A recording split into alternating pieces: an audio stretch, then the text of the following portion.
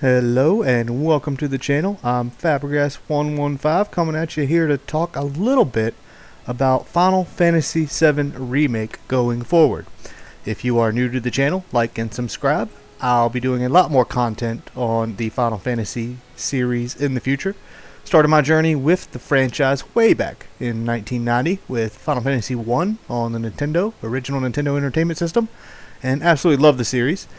Final Fantasy VII Remake has been out about a year now. I've played it through a number of times and really enjoyed it, even with the changes.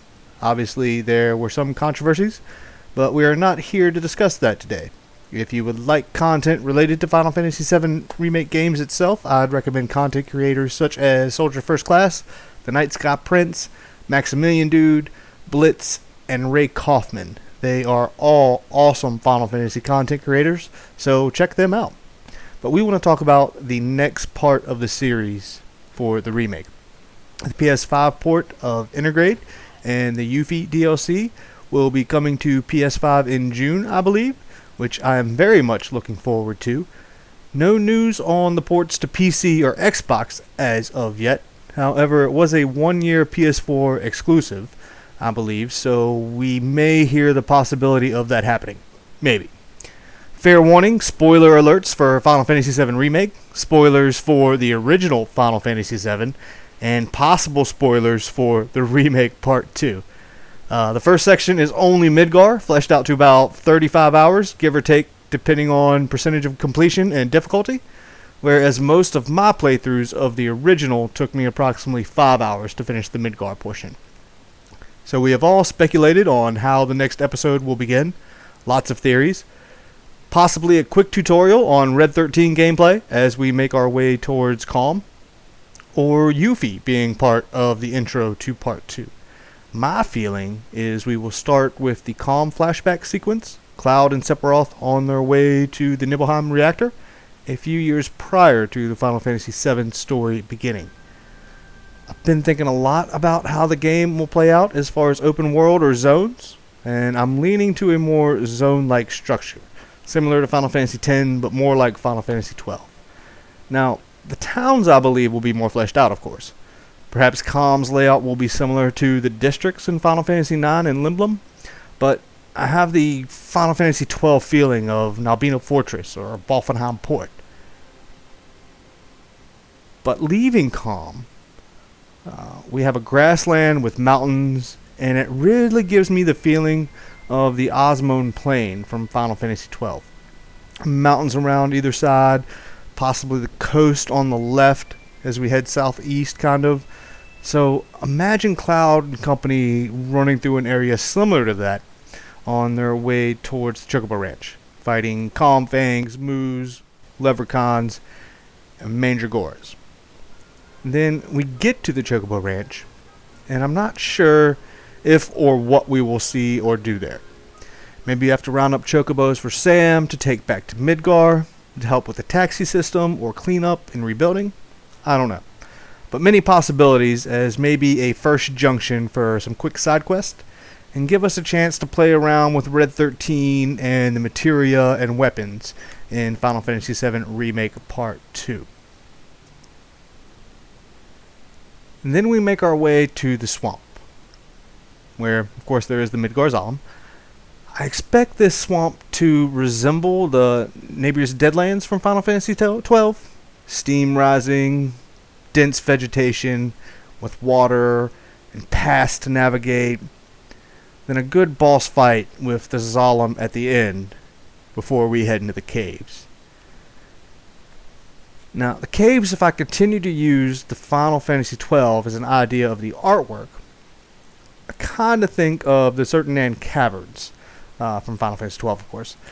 Light shining through holes with colors, rocks of gray, green, bluish tint, light vegetation, and of course we meet the Turks near the exit and get introduced to Elena.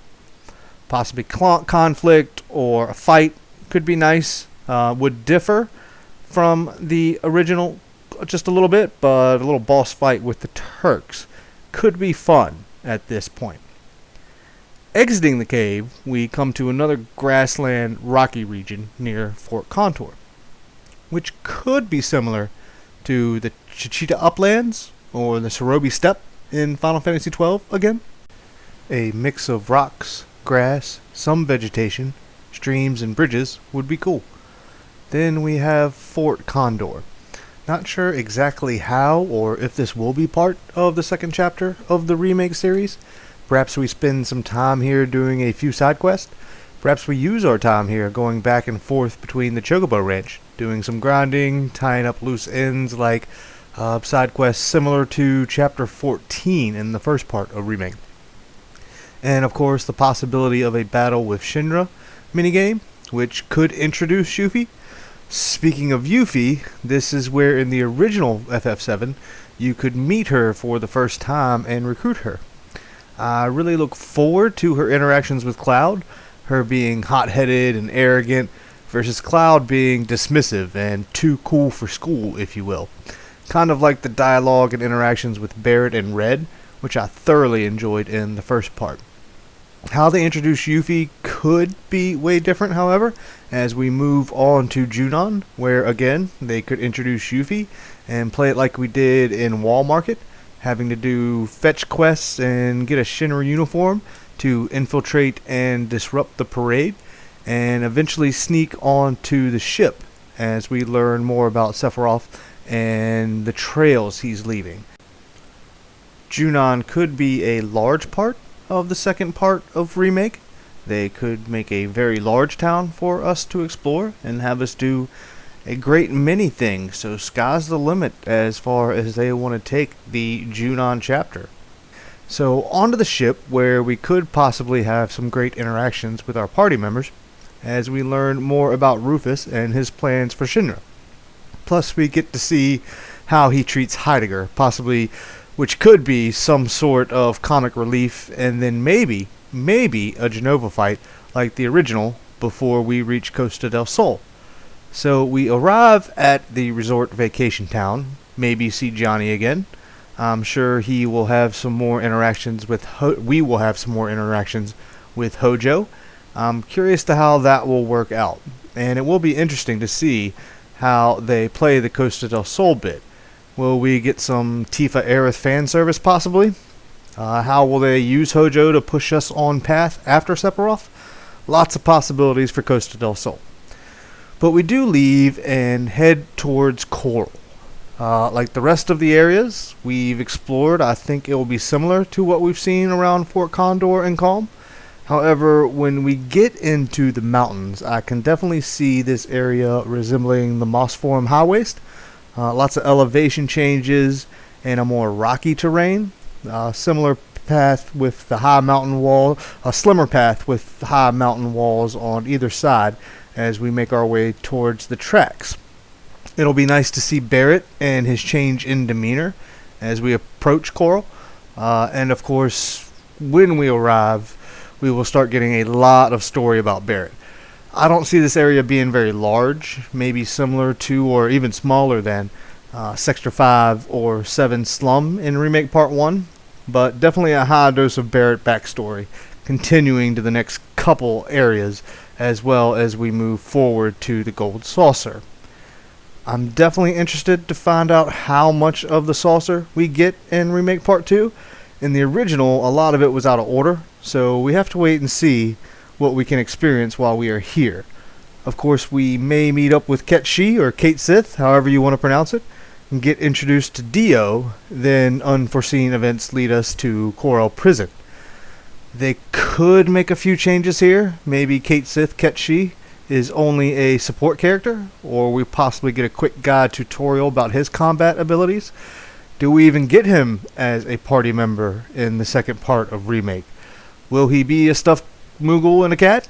We will have to wait and find out. But again, we continue with a lot of stories centered around Barrett. I'm sure we see some flashbacks to get the whole Don story. Of course, they may change how we get back up to the Gold Saucer, but I'm sure the Dine story and all of that will be part of the Coral Prison escape. Chocobo races? I think that would be cool. I felt in Final Fantasy 15 that Chocobo races were underwhelming, so hopefully if Chocobo racing is in the Final Fantasy 7 Remake Part 2, they use that as just a base and do more as far as obstacles, perhaps, or power boosts, something. It'd be interesting to see if we get the buggy from Dio. We progress on foot. If we do get the buggy, how will it be implemented? But the area should still be similar to the rest of the grassy areas with streams like around Junon and Fort Condor. Again, similar to the Chitita Uplands in Final Fantasy 12. But we make our way to Gangaga, where they can either make a quick little talk with the Turks or Scarlet. Again, could have a good scruff with the Turks maybe. And they may, depending on our theories about Final Fantasy VII Remake, have a big Zack Aerith storyline here. At least get some insight on Zack and his relationship with Aerith and Cloud possibly. Since there wasn't much to do here in the original, they could make this another kind of side quest hub. Moving forward with the buggy or not, the next stop is Cosmo Canyon. The trek there is similar to the rest of the map, but a few more forested areas. Then the flora and vegetation changes, and I feel like I can get an idea from how they would display this area would be the northern area of the Westersand from Final Fantasy XII. Rocky with dirt and mountains, little vegetation. But we do arrive at Cosmo Canyon and meet Bugenhagen. And of course learn some more about Cosmo Canyon and Avalanche. Learn some about Red 13. We will probably get a good dose of backstory about Red 13. And I also think Aerith will have a big part in Cosmo Canyon with Bugenhagen. Into the Geek Cave, of course, with Red 13. I think this area could resemble the first part of the Soshin Cave Palace from Final Fantasy XII. Dark, dank, and cavernous, with many paths intertwining each other. Of course, we get the story of Red's father, and we exit Cosmo Canyon, heading north and on to Nibelheim, where I believe the second part of Remake will wrap up. I'm not going to talk about the Nibelheim storyline in this video. I feel we will get through here and through Mount Nibel, which is a fantastic place to end the game. Perhaps an ending boss fight with Genova as we're leaving Mount Nibel. Not sure if Vincent will be obtainable yet. Of course, I could be completely wrong, and we get Vincent and the game continues on. A lot of us have speculated the game could end sooner, near the Gold Saucer, and make that a big part. Or Cosmo Canyon maybe, make that the finale with a huge battle between Shinra and Avalanche. We could see much more of Roche, perhaps.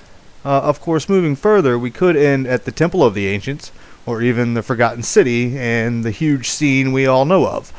But they would have to have us moving very quickly from Calm to Nibelheim to get the game about 40 hours to end at the City of the Ancients and the famous fall from the sky by our favorite villain.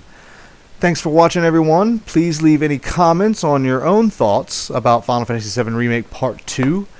What you think could happen, things you would like to see, any other thoughts at all. Leave a like if you enjoyed the video, or a dislike and let me know why. Subscribe to the channel to get more Final Fantasy videos in the future.